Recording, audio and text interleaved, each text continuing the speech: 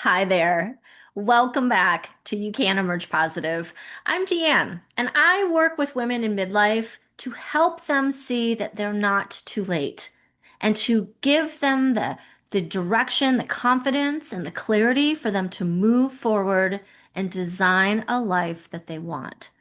Now, today, I want to talk about something that almost every single woman I know has run into or experienced in some way, and that is hitting a wall. You know the moment. You definitely feel it, but your schedule probably hasn't changed. Your responsibilities may not have changed, but oh my gosh, all of a sudden, you can no longer push through. Like you can't. And if you're in midlife, this really may come in a very surprising way because for many of us, we have been holding it all together for decades. Decades we have had these responsibilities. We have been the master plate spinners, keeping everything in motion and nothing dropping. Well, we've been the reliable one, we've been the strong one, the one who pushes through, and at some point, something just shifts. So today, I want to talk about what happens when you hit that wall and why the most powerful thing is something that many of us have never even thought of or been taught to do. And that is to just stop. Now, in my household, well, we have very different opinions about this. Some people believe that when you hit a wall, you just push on harder, you keep going and you tough it out. And to be fair, I grew up in the Midwest where work ethic is everything. You show up, you follow through, and you keep your commitments. That was how I was raised. That was what I was taught. And even today, I still believe in that. I really do. If I commit to something, whether it's a project, a team, or responsibility of some nature, I'm going to do everything I can to keep and honor that commitment. But over the years, I've learned something the hard way, and that there's a very big difference between normal stress and burnout. And when you cross that line, pushing harder actually makes things worse. Here's one way that you will know that you've crossed that line. You start overacting to really little things. You know, you're in line at the grocery store and everybody is just annoying you. Or maybe the delivery person shows up at your house with your order and it's wrong and you just kind of lose it. And it's in that moment when you go, okay, this isn't really about the delivery. And what it really is about is your nervous system is just shot. I mean, it is just completely overloaded. And that is the moment when pushing through stops being productive. It starts being harmful, truly harmful. And midlife just adds a whole nother layer to this, of course, because many women who reach their 40s or their 50s and then they suddenly realize, I've been carrying a lot for a very long time. I know I have. Have you? Can you relate to that? I mean, life just kind of goes on, right? Happens. Time is really an enigma. I mean, it just goes on, but seemingly no time has passed. But all of a sudden you look back and then, man, I've been spinning a lot of plates for a very long time. It's careers, it's family, and now it's aging parents, financial responsibilities, relationships, the expectations that we put on ourselves. And somewhere along the way, we quietly adopted a belief that we're supposed to handle all of this without even slowing down. Like somehow we're just supposed to keep loading it on and loading it on and just keep going through. No, no, no, no, no, no. The truth is, your nervous system actually asks for a reset. And when it does, the most powerful thing you can do is give yourself something that, frankly, most of us really struggle with: permission. Permission to stop, not forever, just long enough to recalibrate. Maybe that means taking the afternoon off, or maybe it means moving something off of your calendar, or maybe it means taking a full day to reset your mind and body. Here's the interesting thing. When I finally started allowing myself to do this, and that took a while, I'll tell you, but when I finally did, I discovered something pretty surprising. Most things, very, very few things, actually fall apart if you move them by one day. Most things can wait, truly, but your well being shouldn't have to. And research actually supports this. Studies published by the Journal of Applied Psychology found that employees who occasionally just step away from their work experience less emotional exhaustion. That's good. Improve productivity. That's great.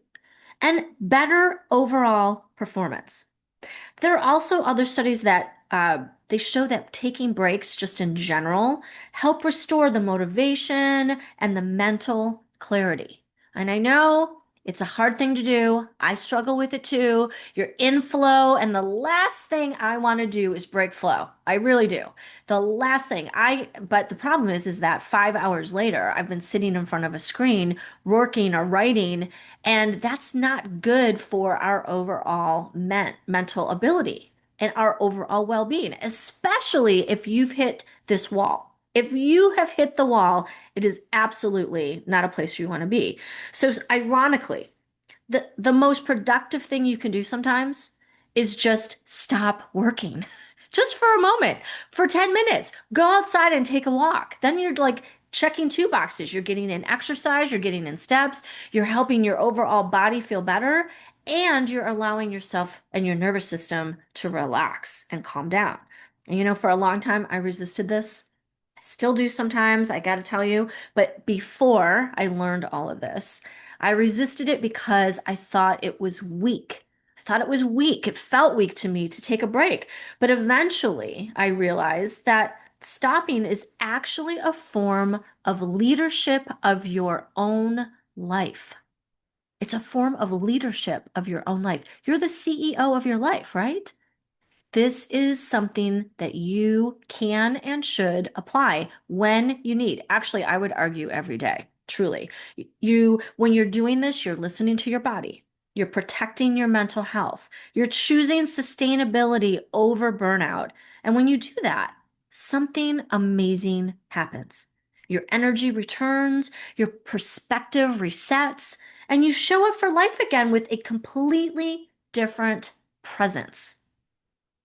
And if you're a parent or a partner, a friend, or a leader, this matters even more because when we are completely depleted, everyone around us feels it. Don't think that you're pulling like the wool over anybody's eyes here. Everyone feels this. But when we take time to recharge ourselves, we show up calmer, kinder, and more present. So, what may feel like a selfish decision is often the most generous one that you can make. And I know women, we have such a hard time with this. We really do. We struggle. But when you really take some time for you to recharge, you really do show up as your best self, or at least a better version of yourself for those people that you love. I can't think of a better thing to do, frankly. So if you've been feeling overwhelmed lately, here's something very simple to try. Take a reset day. Literally, call it a reset day, not a day where you scroll on your phone and feel guilty, like a real reset. Go outside. That's a big one. Go in nature. And we're in springtime now, so it's perfect. Perfect time to be out there. Take it all in. Go outside, take a walk, journal, listen to a meditation. Give your brain some space. Like breathe deeper. Even 12 hours can have a significant impact and positive improvement for you, truly. Now, if mornings have been really feeling rushed or reactive or chaotic, I also created something here to help. It's called the reset. And it's a simple 10-minute morning routine that will help you center yourself before the craziness of your day begins. It'll help you approach your day from a better place, which means you're going to have a better day. You'll be making better choices, having better interactions with people. Truly, it will change everything that comes next. And you can download the reset. It's a free download, free to you. I'm gonna put the link in the notes here. But if you download it, look at it. It's a special and easy way to curate a morning routine for yourself. And you don't even have to think about it. Truly, it's all done for you. There have been so many women that have done this, and they say that it has been the easiest way to create calm and clarity in their morning so that it starts their day off better. And then they have a better day as a result. So give it a try. And if you're someone who wants to go deeper in support in this area, this is exactly the kind of work that we do in Beyond by Emerge Positive. It's a community of women who are intentionally designing their next decade with clarity and on purpose. They are intentionally designing what they want next in their chapter two. And it comes with tools, it comes with coaching, and it comes with accountability so that you stay on track and you actually do design the life that you want. You don't have to figure this all out on your own. We're not meant to do this all by ourselves. In fact, we get there faster if we are leaning and working with other people. If today's message resonates with you, I want you to remember this. Life is not a contest. It's not to see how much you can endure. Strength isn't about pushing yourself until you break. Sometimes the strongest thing you can do is just pause and breathe. Give yourself permission to begin again tomorrow. Because when you take care of yourself, everything else in your life will begin to shift with you. And that is how you emerge positive. Thank you so much for joining me today. Hope to see you next week. And remember, you can emerge positive.